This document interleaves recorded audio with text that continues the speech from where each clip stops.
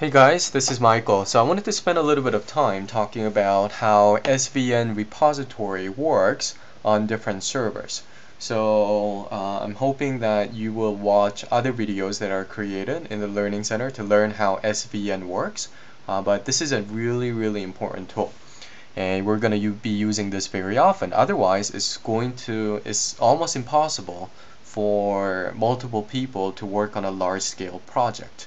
And SVN repository, using SVN just makes it so much easier for us to work together and also for us to make a lot of progress with the projects.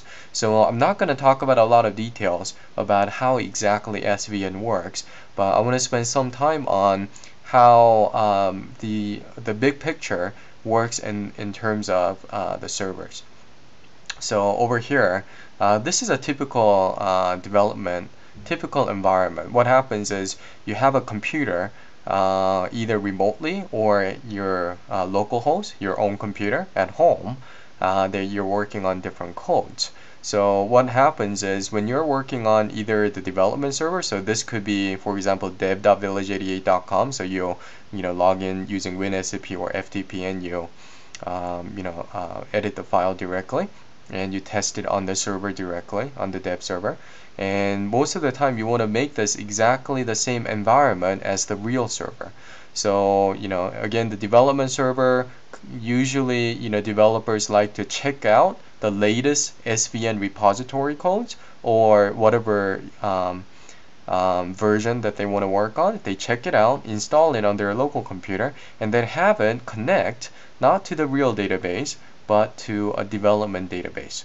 So this could be again a remote database server that you connect to, or it could be your local MySQL database that you have with some fake data. So anyway, the way that it works is when you're working on development, you check out the code and then you work on it, let's say for a week, and let's say there were certain modules that you were working on. So you go and test it, you build a code.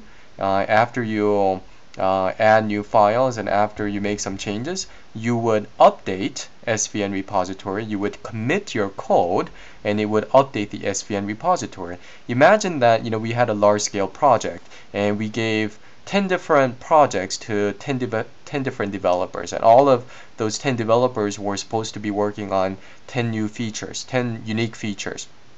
Okay, one per programmer. They would check out the repository, the latest code. They would work on it all in their own development setting, and then at the end of the week they would have to commit their codes and it would all go back to the SVN repository. So now what happens? Now at the end of the week I have all the codes and I know exactly who made what changes, and we can see if it works. Sometimes there are conflicts. Let's say Joe wrote some codes and Michelle also wrote some codes and there is some conflict.